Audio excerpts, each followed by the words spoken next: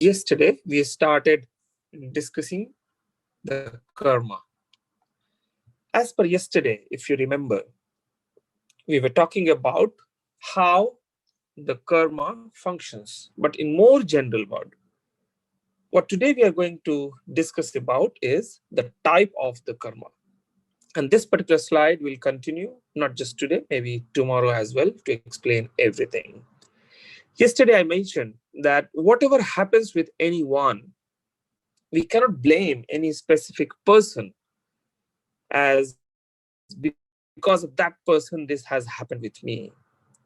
The reason is when you know the reality, how the karma theory functions, you will realize that whatever is happening with you, ultimately, you yourself is responsible for all those things, whatever is happening with you. The other people, the other objects, the situation, and everything. It's just the medium to bring the results back to you the way it has to come. But ultimately, it's us responsible to have that particular result on the basis of our past karma. So today, let us look at one dimension of defining the types of karma, and on that basis, we would know more about what is karma on this basis. This particular dimension is on the basis of results of the karma. There would be two more dimensions for defining karma and its parts, which we'll discuss later on. But today, we are going to talk more about on the basis of the results of the karma. In a way, every single human being is free to choose the action. We are free to choose our action. We are not dependent. Choice is ours. We are free, whatever we want to choose, whatever we want to do, that as an action, that as a karma. But because of that action, because of that karma, what result we will get, that is not in our hand to choose. We can choose the action, but we cannot choose the result.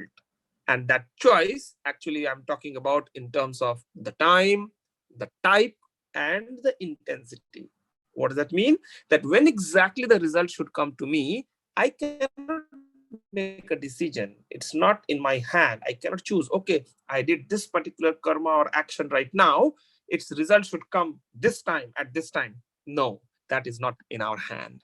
Similarly, what type of result will come, that is also not in our hand. And with what intensity it will come, that is also not in our hand. So what is in our hand? In our hand, it's only about the choice. What choice? What exactly we have to do, that choice is only ours. So we can choose wisely what activity, what action we have to perform. And just to remind one more time, here when we are talking about action, activity, it's not just through the sense organs, means what we are seeing through our hands, legs, body, and just by thinking also. No, it's not restricted only up to that level. When we are talking about karma, it's actually at a level of heart, feeling as well. What you feel, what you have, the feeling about someone, what you are thinking, all those things actually go in the part of karma. We need to understand one more thing, how all these things function. Whatever we do, this is a fact for everyone, whether we accept this or we don't. But this is a fact for everyone. Whatever we do, all those activities are being stored. The accounting of all those activities are being stored in one of the inner sense organs of every human being, and that is called chitta, which we call maybe memory or memory chip. There are four inner organs: the mind, the intellect, the chip, memory chip, and the ego. So whatever activity we do, everything goes stored into this chip, the memory chip, based on which, even if we forget it, but it's there. That's how the registration happens. That's how the human being and all the lives have been created on that basis by the Almighty, to register each and everything. It may be possible at one time that I'm talking to someone and I'm talking very sweetly to that person, very sweet. The person will think, oh, how sweet Subhash is. That person may think.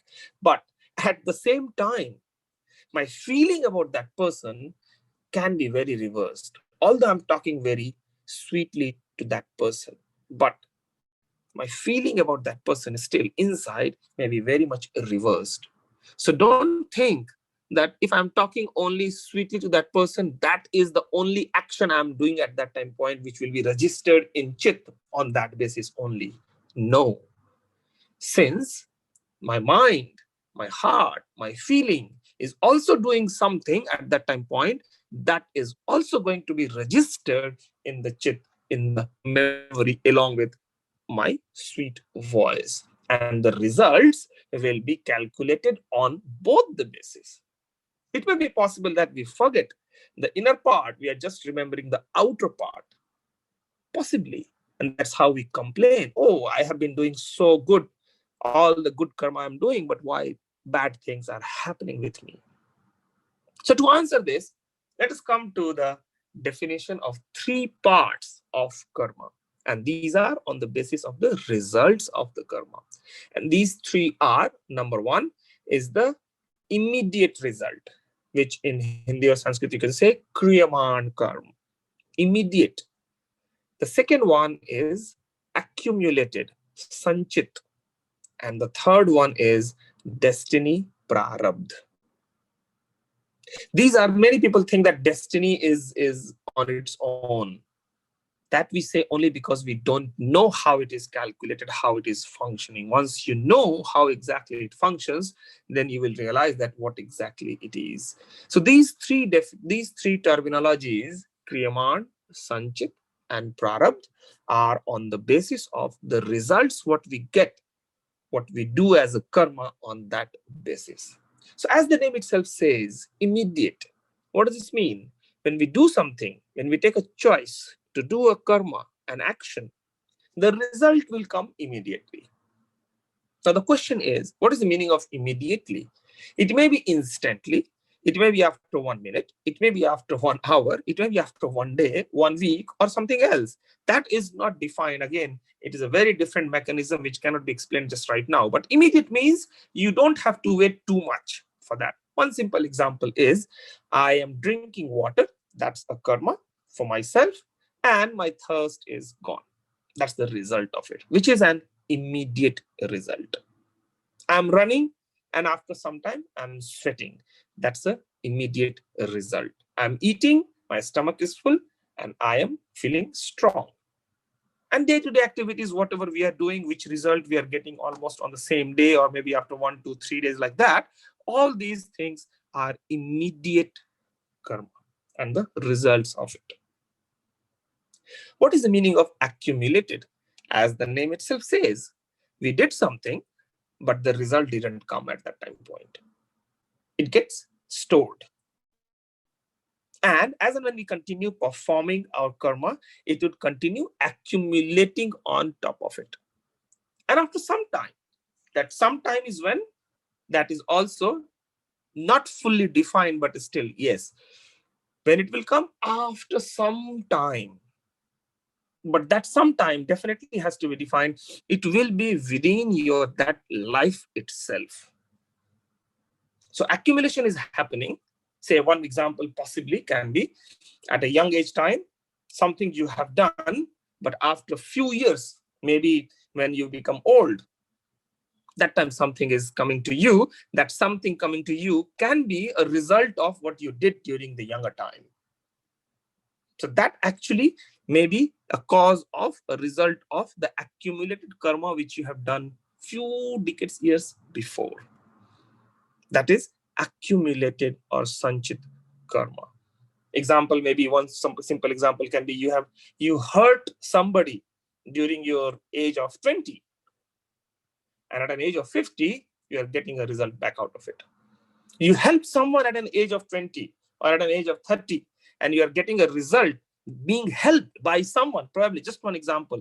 So here being helped doesn't mean that it is always reciprocal in the same way as the result. Means if I have helped someone, that doesn't mean that the result of that action chosen by me, helping someone, will come as a result as someone is helping me at some time point. That may not be true all the times, because one result of karma can be combination of few other past karmas, and that may be even combination of parts of some of the karmas also.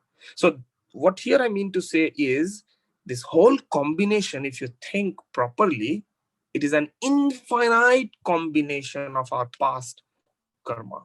A simple example is, just to understand, suppose there is a number 100.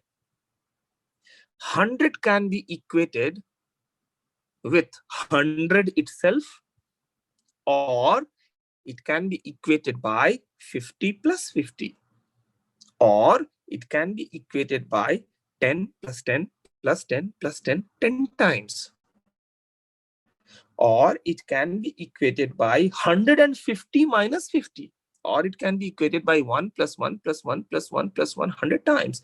And think about the numbers. We have decimal numbers, we have partial numbers. The 100 result can come because of any n number of other numbers and any other parts of those numbers to combine it to make 100. So when you talk about intensity of that karma as a result, what we receive and what time, based on these two things, the result what we get is a combination of possibly infinite combination of karmas at one time. There are infinite options and possibility to have that particular result. You cannot immediately identify for all the results what we receive, that whatever result we have received, this is a result of this particular karma of this particular time. That may not be true, and it is very difficult to identify for some normal person to identify how this calculation has been done. To know and understand this, one need to be a part of that web at a conscious level.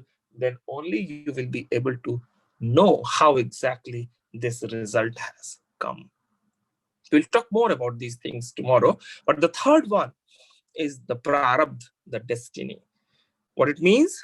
It is actually accumulated one.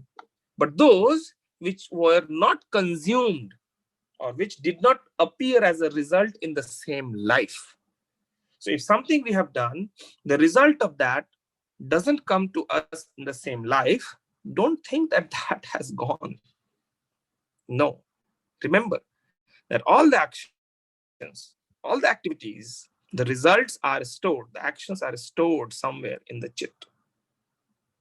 If we die or one life is ended, that doesn't mean that all the past karma are dissolved along with that body and along with those sense organs. No, it's not like that. All those which are not consumed, which did not come through to us, will be carried forward to the next one. Same as if you are working somewhere, we have leaves, right? Annual leaves.